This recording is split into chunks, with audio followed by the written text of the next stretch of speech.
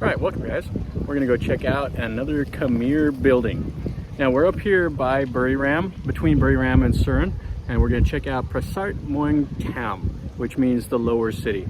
And it's a Khmer building that was built, I don't know, about in the 10th century, 11th century, somewhere in there. So let's go take a look.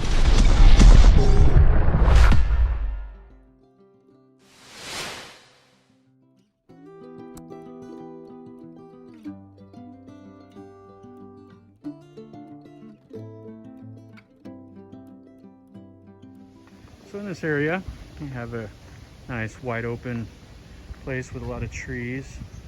There's a school nearby, and there's also like an educational village that teaches you about like silk making and some of the other farm craft that's down here along like this.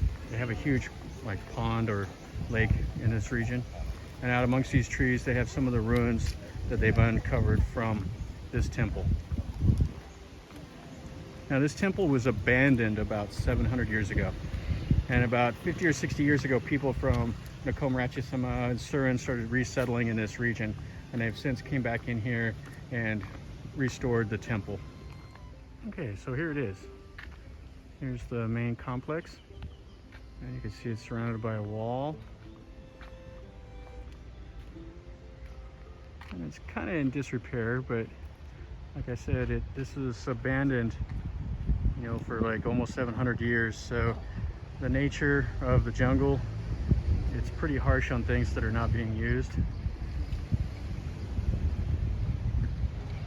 But still you can see that what is still standing is in really good condition.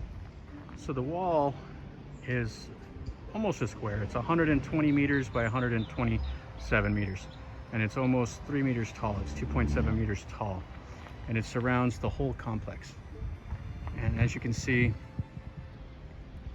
in the normal Khmer style, they just did incredible stonework. Those guys must have just spent their whole lives chiseling rocks.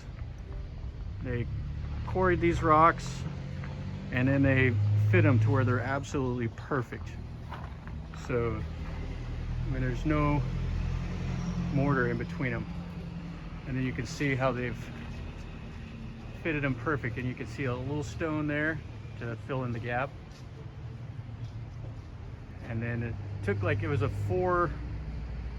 four-step process to do all these carvings in the rocks. And it was all done with hand chisels and hand tools. And they etched all the way around the structure.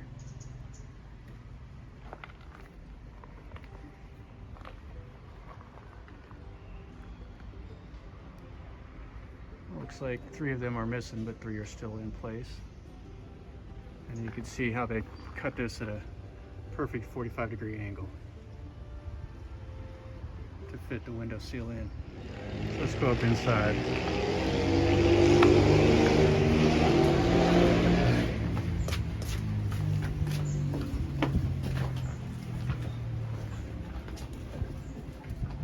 They got this covered. You can see the kind of hard to see the reflection off there, but they etched in the sandstone down below, so they've covered that to keep people from walking on it.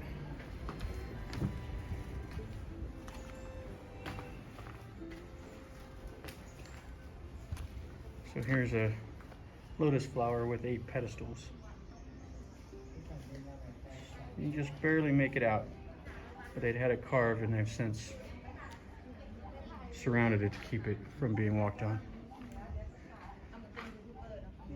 And after, it was originally built as Hindu, and it would have been converted into Buddhism.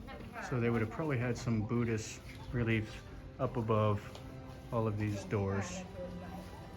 They're not there anymore, but I'm sure that's what they had placed. And they've done the same over here. So you can see where they've carved into the stone.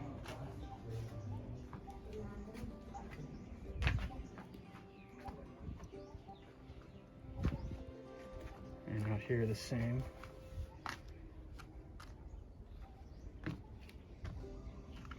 You can see that quite well right there. Oh, this is really nice inside.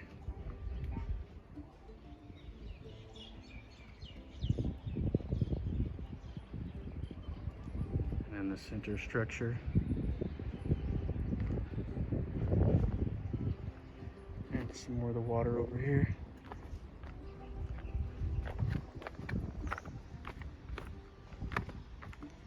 This is amazing. This is nice. This one's still almost all standing. I don't know if this was at one time a naga, but it looks like a snake to me. But they do have the naga over here on the corner and on the far corner over there. So inside here there are 4 L-shaped ponds, and they use these for ceremonies. So they would have been able to go through this little archway and climb down down these steps and do something with the water. They probably had a better system of keeping it full. Now the water's kind of brackish. That one over there is not as in good shape. It's falling apart.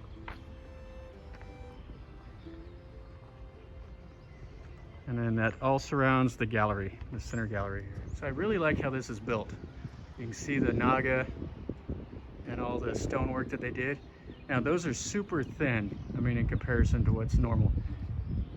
But I mean, it's probably just about 12 inches thick of stone, and it's still standing. So they must have, when I restored this, they must have came in and fixed those up the best they could. But interesting that they built them that way. So this is the inside. So I read that this center structure has collapsed, and you can see where it's just sitting down. You can just see the base. But it would have been built in the same style as the 4 outer pillars.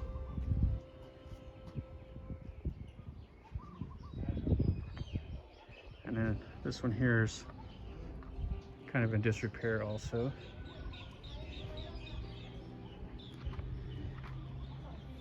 The same as this. So it's kind of a shame that inside would have been exactly the same style, just bigger compared to the 4 outer ones. So these would have been the libraries. There would have been 2 of them over here.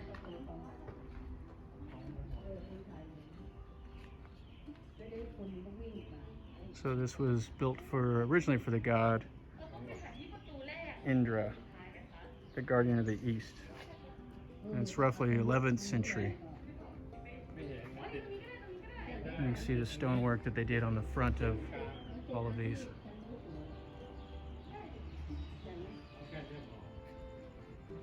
And then the middle tower.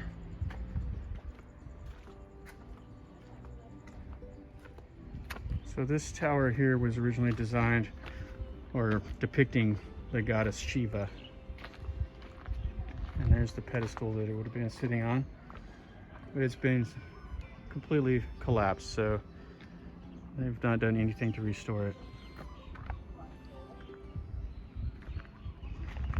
Now this temple faces to the east, which most of the Angkor temples all face in that direction.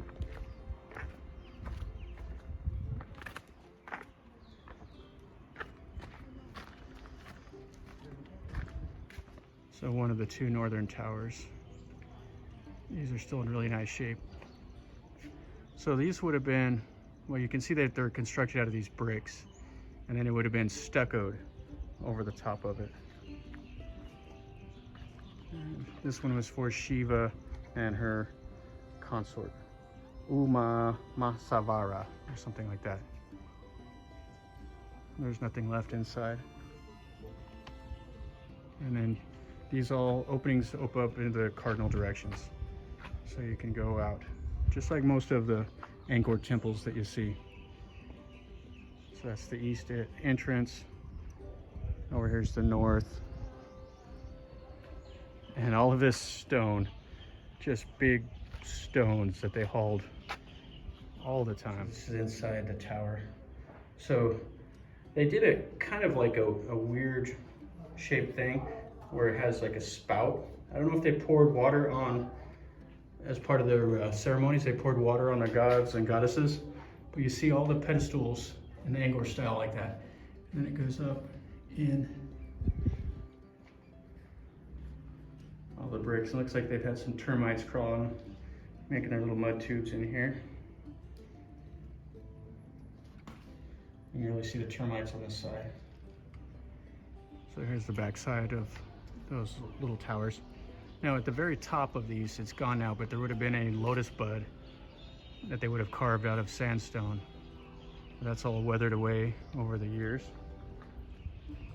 So here it is from the inside of the courtyard. Pretty amazing. This is why I go places, when you get to see stuff that's 1,000 years old like this. So right in front of me would have been one of the 4 ponds, and then the 4 towers. And it really is a shame that that center tower sank on one side and collapsed down, because to see a 5th tower rising right up above the middle of it would have been awesome. All right, so here I am next to the outer wall, just to give you an idea of the scale of how tall it is. That's as high as I can reach, right up there. And all of these are huge rocks. So they would have quarried those in, stacked them up, and it is, what did I say, 270 meters, basically a square around. So they put in just an incredible amount of work. I always tell people, like, you know, that are having a bad day, imagine being, you know, a worker on jobs like this 1,000 years ago. Every single bit of this was done by hand. So if you have a hard day, grab a hold of one of these 500-pound rocks and drag it for however many kilometers and put it in place, and do it the same thing every day. Yeah, life was hard, so the good old days were not always good, I think. So right outside of the wall, they've done a nice job with this little courtyard here. You can see a lady over there raking up the leaves, or sweeping up the leaves. Got some chickens. And then the little town right outside. And then more on the other side over here. But quite pleasant. This place isn't very full, so you kind of have most of the ruins to yourself. A few people about. All right, so right next to the temple is this Buriram Muang Tam, or the Lower City Reservoir. This is hand dug to supply the whole community here with water. And it's up to 17 meters deep in its deepest parts, and it's 1,080 meters by 550 meters. So it's a rectangle, half a kilometer by 1 kilometer long. And it had some inlets and outlets to let water drain into it. But this was supplied by water that would flow into it from what they called the Khmer Bridge. And it would have filled this up, and then they would have used it for the whole community. But holy smokes, to think of doing this by hand. Incredible. All right, guys, so that finishes up our little tour of Prasat Muang Tam, or the Lower City. This was really nice. I enjoyed it. The architecture of it is quite spectacular. It's just a shame that part of it hasn't been restored due to probably the cost with that center tower that fell down. But you can see the base of it where it's kind of sunk on one side, so everything would have fell down.